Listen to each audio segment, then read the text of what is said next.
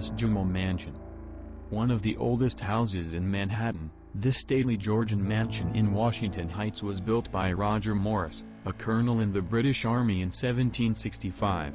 It served as military headquarters for both sides of the Revolution, with George Washington retreating here after the disastrous loss of the Battle of Brooklyn in 1776.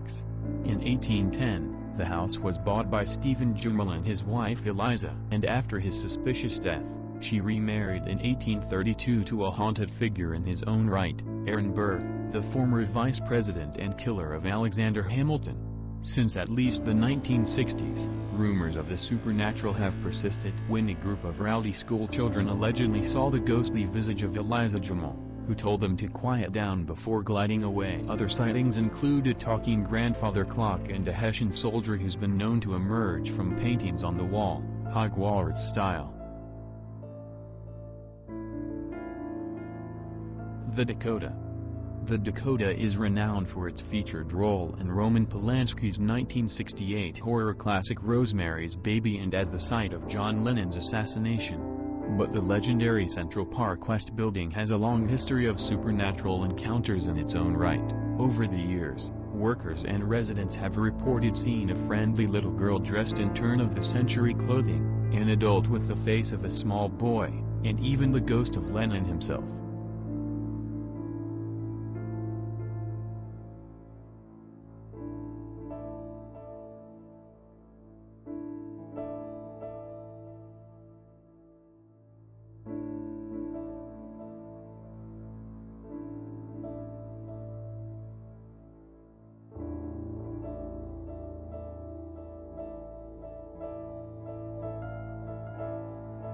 '57 West 57th Street. In 1922, Albert Champion, a former cyclist and inventor of the spark plug, married showgirl Edna Crawford. The May to September romance quickly soured when Edna took the younger, dashing Frenchman Charles Brazel as a lover. In 1927, Brazel allegedly murdered Champion in a Paris hotel, but Edna and Brazel convinced authorities he died of a weak heart and were set to inherit his fortune, with which she and Brazel bought the penthouse at 57 West 57th Street. Brazel was jealous, keeping Edna prisoner of the penthouse and eventually beating her to death with a telephone, after which her bodyguards threw him out the window. The penthouse lay vacant for years, but subsequent owner Carlton Alsop claimed to hear Edna's clicking high heels and the couple's violent arguments, and his guests often reported seeing horrific, unexplainable sights. His wife left him, his dogs had nervous breakdowns, and things got so bad for Alsop that he eventually had himself committed, before abandoning the penthouse forever.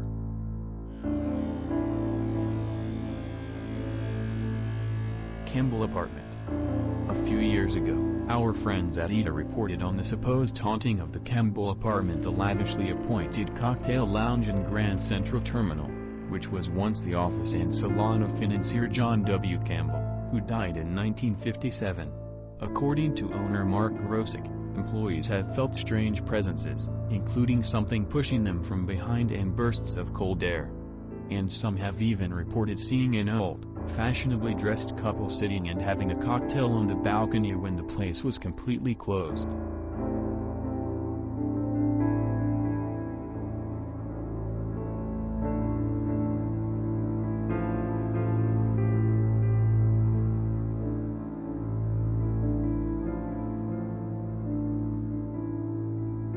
Gay Street. Located right around the corner from bustling 6th Avenue, Gay Street is arguably one of the most picturesque blocks in New York, and the quaint brick townhouse at number 12 is no exception. The building served as a speakeasy called the Pirate's Den during Prohibition and was purchased by the corrupt, yet wildly popular, Mayor Jimmy Walker as a home for his mistress, Ziegfeld girl Betty Compton. Neighbors insisted that ghostly flappers and the Gay Street Phantom, a dapper gent in a cloak and top hat, still lurk around late at night, and if that's not creepy enough, the property was later bought by Frank Paris, the creator of notorious hell puppet Howdy Doody.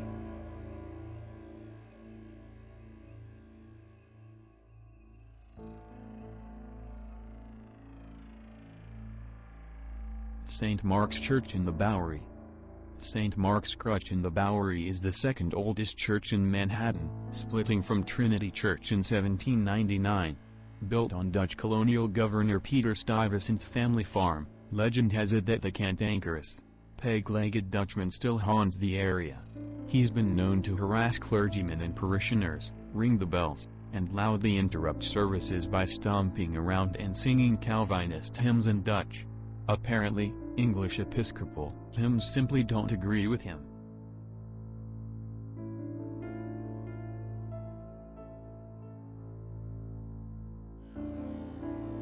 The Merchant's House. While some haunted houses might attempt to shed their notorious reputations, the East Village Merchant's House Museum all but relishes it.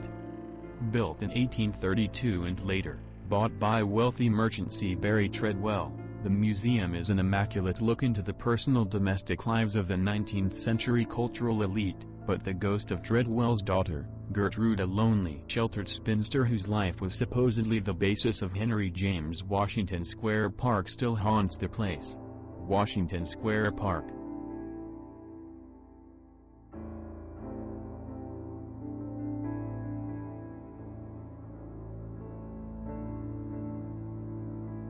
The Manhattan Well. In the winter of 1800, the body of a young woman named Gulielma Sands was found at the bottom of the Manhattan Well, at what is now 129 Spring Street. The ensuing trial was one of the great scandals of 19th-century New York, with Levi Weeks, brother of influential builder Ezra Weeks, accused of her murder after he reportedly impregnated and promised to marry her. Weeks retained the city's top attorneys and was acquitted, despite growing public outrage.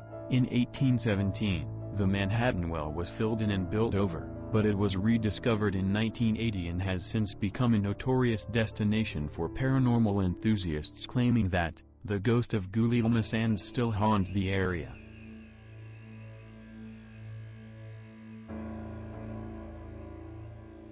'85 West 3rd Street. Now part of NYU's Furman Hall, 85 West 3rd Street was once occupied by Edgar Allan Poe for 8 months in 1844 and 1845, where he wrote his classic story The Cask of Amontillado and at least part of The Raven. Nowadays, the only part of the original residence that remains is the banister, and Poe's ghost has been seen climbing it by spooked law students.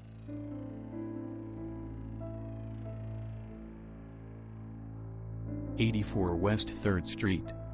Right across the street from 85 West 3rd is another haunted building, a disused fire station converted into a private residence. The building is apparently haunted by the ghost of firefighter Schwartz, who hanged himself from the rafters after learning of his wife's infidelity in 1930. Over the years, firefighters have reported strange noises coming from the attic, and have even seen his hanging corpse.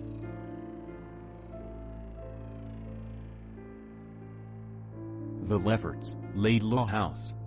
In Wallabout, an 1840 Greek Revival home a stone's throw away from the Brooklyn Navy Yard may hold a sinister secret.